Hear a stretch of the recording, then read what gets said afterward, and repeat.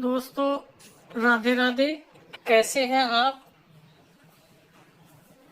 आशा करती हूँ कि आप खुशहाल होंगे, खुश होंगे।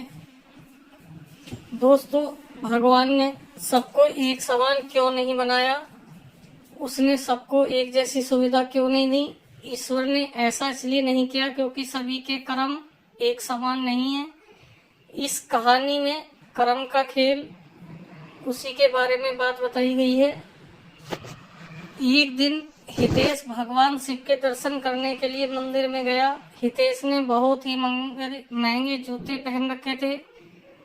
उसने ऐसा भी सुना था कि इस मंदिर में अक्सर चोरी होती है। इस वजह से उसका मन नहीं हुआ कि वह अपने कीमती जूते वहां बाहर छोड़कर चला जाए। जूते पहनकर वह मंदिर में नहीं जा सकता था। उसे ऐसे ही बाहर छोड़कर वहां जाना नहीं चाहता था। अब वह करे तो क्या करे? वह बड़ी दुविधा में पड़ गया था। थोड़ी देर सोचने के बाद उस हितेश ने मंदिर के बाहर बैठे एक आदमी से बात की। हितेश ने उस आदमी को अपने जूते संभालने के लिए दे दिए। वो आदमी भी उसके जूते संभालने के लिए राजी हो गया। फिर हितेश मंदिर में पूजा करने के लिए चला गया। पूजा में बैठे बैठे उसे हितेश के मन में ख्याल आया कि भगवान ने कैसी विषम दुनिया बनाई है। मेरे जैसे कई लोगों को पैरों में कीमती जूते पहनने लायक बनाया है, लेकिन उस बेचारे आदमी जैसे अनगिनत लोगों को रोटी खाने के लिए भी भीख मांगनी पड़ती है। वो हितेश मन ही मन भगवान से फरियाद करते हुए बोला कि आपने सब लोगों को एक समान क्यों नहीं बनाया? आपने सभी को एक जैसी सुविधा क्यों नहीं दी? फिर उसने मन ही मन तय किया कि यहाँ से वापस जाते समय वो उस आदमी को 2000 रुपये देकर जाएगा। पूजा खत्म होने के बाद जब हितेश बाहर आया तो ना उसे अपने जूते दिखाई दिए, ना ही वो आदमी दिखाई। उस हितेश को लगा कि वह आदमी किसी काम से कहीं बाहर गया होगा, इसलिए थोड़ी देर तक उसने वहीं खड़े रहकर उस आदमी का इंतजार किया। काफी देर तक इंतजार करने के बाद भी वो आदमी वापस नहीं आया तो हितेश को पता चल गया कि वो आदमी उसके साथ ठगी करके चला गया है। दुखी होकर हितेश नंगे पैर ही अपने घर की तरफ चल पड़ा। रास्ते में हितेश ने देखा कि फुटपाथ पर एक जूते चप्पल बेचने वाला बैठा है। हितेश एक जोड़ी चप्पल खरीदने के लिए उसके पास पहुंचा। वहां पहुंचते ही हितेश की नजर उसके जूते पर पड़ी। हितेश पहचान गया कि ये उसी के जूते हैं। पूछने पर बेचने वाले ने पहले मना किया, लेकिन बार बार पूछने पर दबाव देने पर उसने माना कि यह जूते उसे एक आदमी 1000 रुपये में बेच कर गया है। अब हितेश बिना चप्पल खरीदे मुस्कुराते हुए वहां से अपने घर की तरफ नंगे पैर चला गया। उसे भगवान से की गई अपनी फरियाद का जवाब मिल चुका था।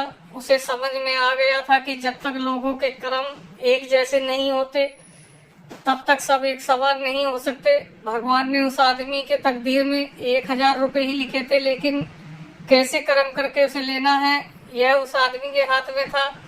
अगर वह चोरी भी ना करता फिर भी उसे 2000 रुपये मिलने वाले थे। शायद उसके ऐसे ही गलत कर्मों की वजह से आज वो एक चोर था। अगर आपको ये कहानी का पहला भाग पसंद आया हो तो दोस्तों के साथ शेयर भी कीजिए और कमेंट में जरूर बताइए कहानी हमारी कैसी लगी। दोस्तों, भाग 2 कहानी, ये कहानी 4 नालायक छात्रों के बारे में है। ये 4 छात्र एक साथ ही पढ़ाई करते थे और एक ही कमरे में रहते थे। इन चारों का दिमाग तो बहुत तेज था, लेकिन वे अपने किसी भी काम को लगन से नहीं करते थे। ये चारों किसी भी काम को पूरा अंत समय पर ही करते थे। पढ़ाई भी ये चारों परीक्षा के अगले दिन ही किया करते थे। इसी वजह से उनका कोई भी काम अच्छे से खत्म नहीं होता था और परीक्षा में भी उन्हें इतने अच्छे नंबर नहीं मिलते थे। इसी स्कूल में एक मास्टर ऐसे थे जो इन चारों दोस्तों को अच्छे से जानते थे। मास्टर जब इन्हें पढ़ाने आते तब वे अपने साथ एक तांबे का लोटा रखते थे जिसमें वो पानी पिया करते थे। इस मास्टर को एक आदत थी कि वो अपने तांबे का लोटा हर रोज साफ करते थे। इसी वजह से उनका तांबे का लोटा हमेशा चमकता रहता था। एक दिन जब ये मास्टर अपना तांबे का लोटा मांज रहे थे तब इन चारों दोस्तों ने मास्टर को देखा और उनके पास जाकर पूछा कि मास्टर साहब, आप ये टोटा रोज क्यों साफ करते हैं? इससे हफ्ते या महीने में एक बार साफ करो तो क्या फर्क पड़ने वाला है? पहले तो मास्टर जी ने इन चारों की बातें ध्यान से सुनी, फिर कहा, तुम चारों शायद सही कह रहे हो, मुझे यह तांबे का लोटा रोज मांजना चाहिए। अब से मैं इसे हफ्ते में सिर्फ एक बार ही मांजा करूंगा। फिर मास्टर ने कहा, अच्छा सुनो, क्या तुम मेरे लिए एक काम कर सकते हो? चारों ने कहा, हाँ बिल्कुल, तुम इसे हफ्ते में एक बार मांज दोगे? चारों ने खुशी खुशी इस काम के लिए हाँ कर दिया। एक हफ्ते बाद मास्टर ने अपना तांबे का लोटा इन चारों को मांजने के लिए दिया। तांबे के लोटों को देखकर साफ पता चल रहा था कि उसमें अब वह चमक नहीं रही थी, तो तब रहा करती थी जब मास्टर उसे हर दिन मांजा करते थे। उन चारों में से एक दोस्त ने लोटे को मांजना शुरू कर दिया। बहुत देर तक मांजने के बाद भी उसमें वह चमक नहीं आई जो पहले थी। बाद में एक एक करके बाकी के 3 दोस्तों ने भी इसे मांजा, पर तब जाकर कहीं वो लोटा चमका।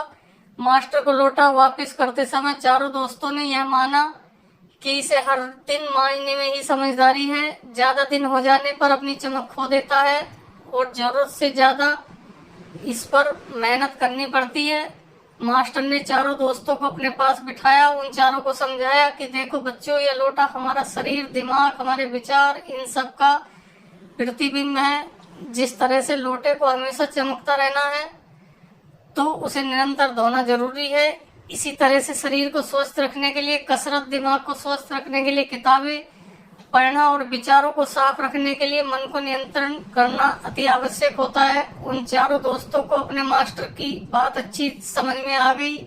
उन चारों ने अपने सभी काम नियमित और समय पर करने शुरू कर दिए। फिर वो चारों कभी भी किसी भी काम में या फिर परीक्षा में असफल नहीं हुए।